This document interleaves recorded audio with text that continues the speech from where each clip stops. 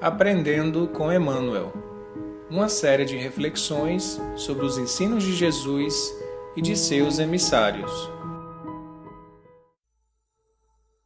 Mensagem 67, livro Caminho, Verdade e Vida, título Os Vivos do Além.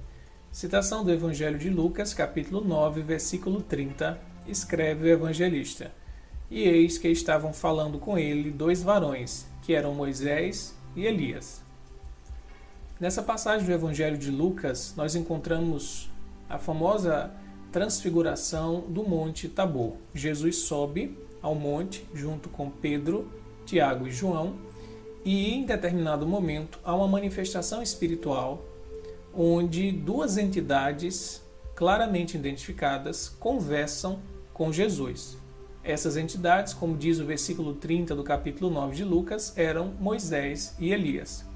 E é um diálogo de Jesus com Moisés e com Elias, e os três discípulos ficam muito extasiados com aquele fenômeno, pedem a Jesus para construir tendas e para que eles ficassem ali permanentemente, dada a grande emoção que tomou conta dos seus corações.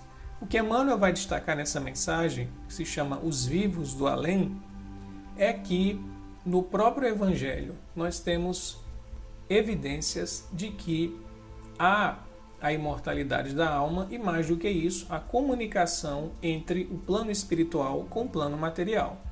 Embora nós encontremos em correntes cristãs dogmáticas afirmativas, conceitos, preconceitos ou ideias equivocadas que vão tentar desfigurar essas passagens, dizendo que não havia um contato das almas que já tinham partido para o plano espiritual com os homens encarnados. Vão dizer que, na verdade, esses fenômenos ou tinham a ver com a figura do diabo, de Satanás, ou com seres angelicais, que seriam seres especiais apartados da condição humana. O que é que Emmanuel vai trazer de reflexão nessa mensagem? Ele diz o seguinte: nesta passagem de Lucas, vemos o mestre dos mestres confabulando com duas entidades egressas da esfera invisível de que o sepulcro é a porta de acesso.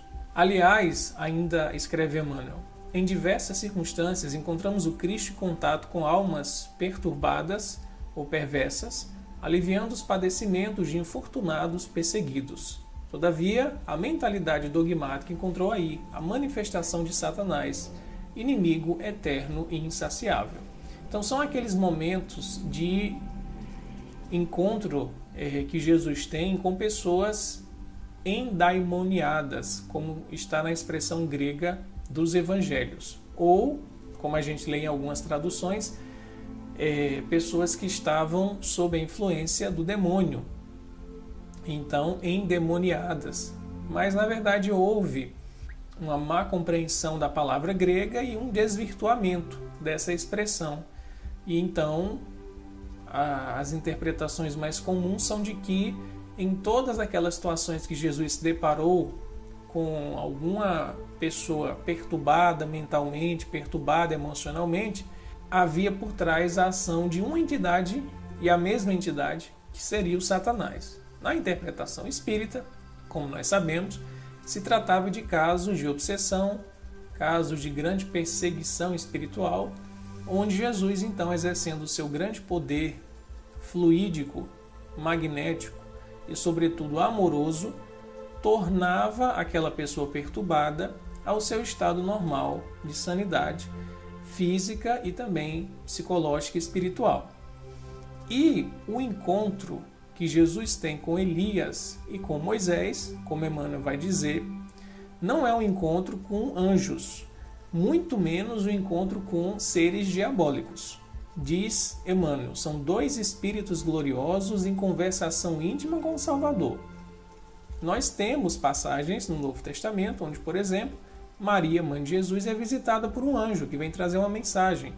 O próprio José também em sonho tem contato com um anjo e outras passagens que trazem essas manifestações.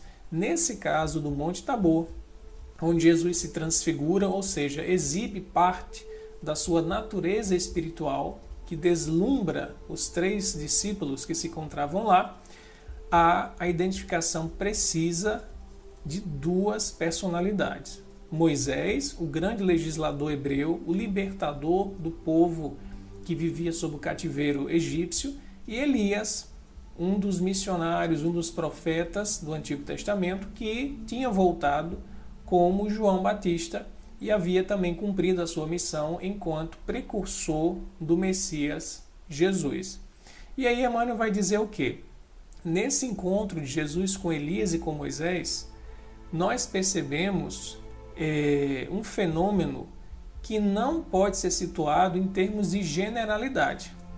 Ou seja, Jesus se encontrou com um ser divino, alguns seres divinos, e isso a Bíblia está cheia de manifestações. Vocês não podem dizer que é uma manifestação mediúnica. Vocês não podem dizer que é uma manifestação espírita, nos moldes como Kardec entendia, mas Emmanuel diz, não é algo geral.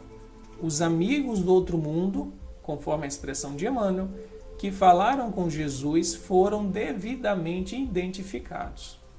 Então, por essa identificação de personalidade, a gente vê que era um contato de uma entidade desencarnada, Moisés, junto com outra entidade desencarnada, Elias, e ambos, conversando com Jesus, dão o testemunho, escrito no Novo Testamento, do intercâmbio entre os 2 planos da vida.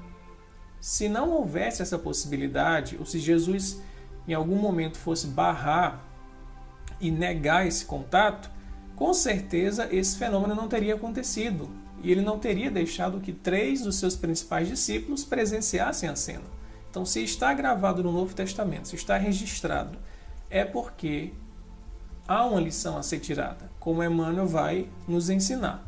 A mediunidade, o contato com o lado espiritual da vida, está presente nos textos bíblicos e assim nós compreendemos no Espiritismo que é algo natural, é algo que perpassa toda a humanidade, em todos os povos a gente percebe esse contato e não seria diferente que entre os hebreus, detentores de grande cultura espiritual, estivesse ausente esse contato com seres do outro lado que Emmanuel chama de os vivos do além.